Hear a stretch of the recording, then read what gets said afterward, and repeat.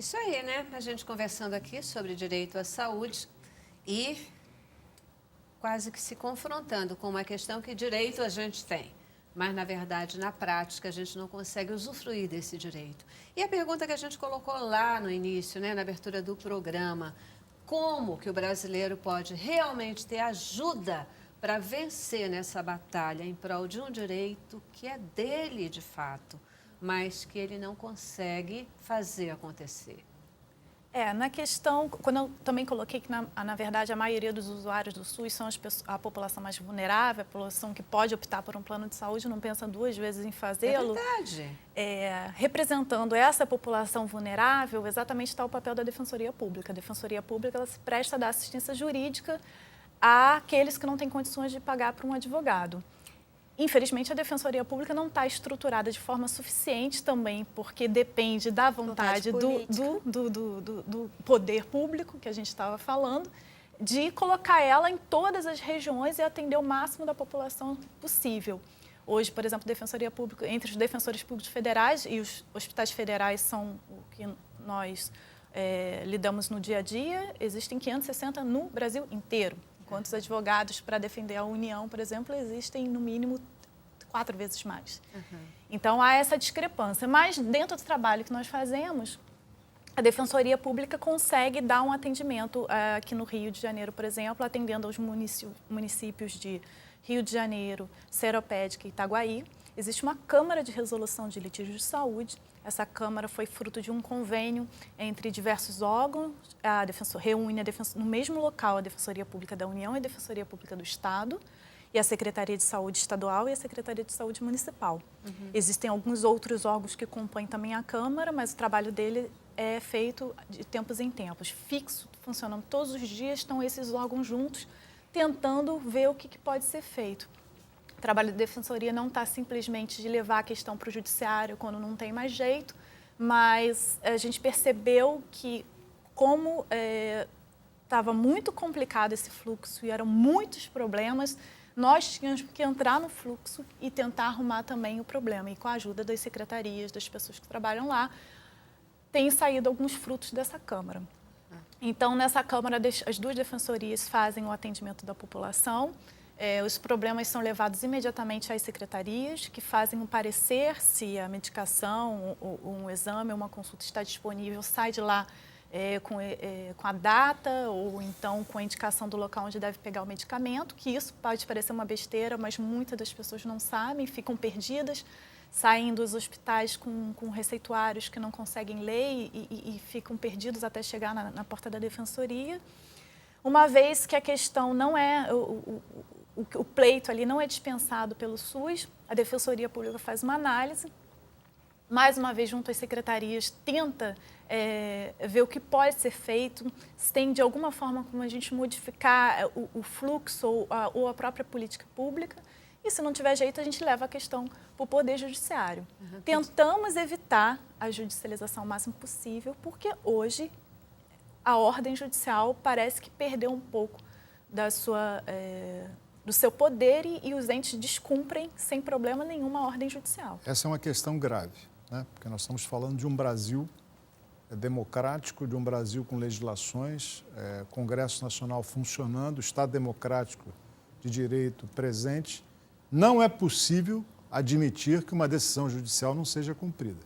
Isso não passa na cabeça de nenhum ser humano que esteja mentalmente equilibrado. Quer dizer, essa situação ela só existe, ou pelo menos tem existido aqui no Brasil. Acho que o Poder Judiciário tem sido muito complacente com essa omissão do poder público, né? Da autoridade do poder público. Acho que as expedições de mandado de prisão, por exemplo, dessas autoridades, nós deveríamos ter uma quantidade maior, porque eu acho que é isso que tem o efeito pedagógico da ação judicial, é esse.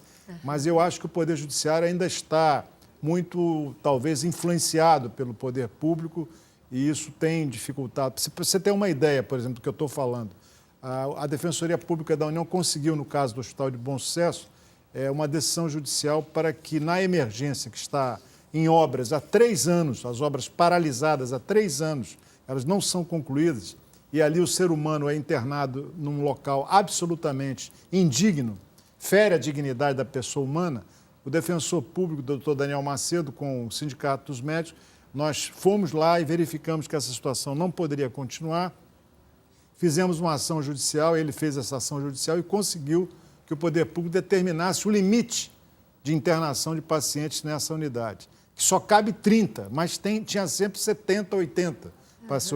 Essa liminar durou 1 ano para ela ser cumprida.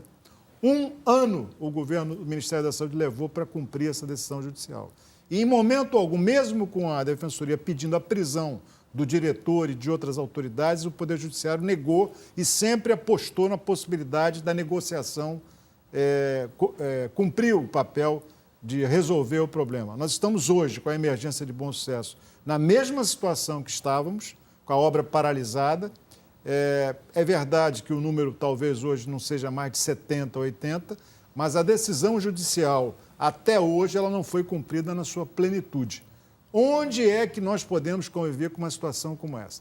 Porque se nós, pobres mortais, deixamos de cumprir com uma decisão judicial, nós somos imediatamente levados à prisão por descumprimento. E por que o poder público tem essa benesse, essa vantagem? Porque há uma certa tolerância do Poder Judiciário com relação a essa parcela do Estado federativo no Brasil, quer dizer, o Poder Executivo, ele é tratado de maneira diferenciada ao cidadão brasileiro, e eu acho que essa é uma questão que tem que acabar. Ela não pode mais continuar existindo, porque a Defensoria Pública tem tido um belo trabalho na defesa do interesse público, mas o resultado desse trabalho geralmente empaca na posição do Poder Judiciário, que não toma as medidas efetivas para que aquela decisão realmente seja cumprida. Essa é uma situação muito grave e acho que esse ano é um ano muito importante para a gente debater direito à saúde, porque daqui a pouco nós vamos eleger os futuros governantes desse Brasil.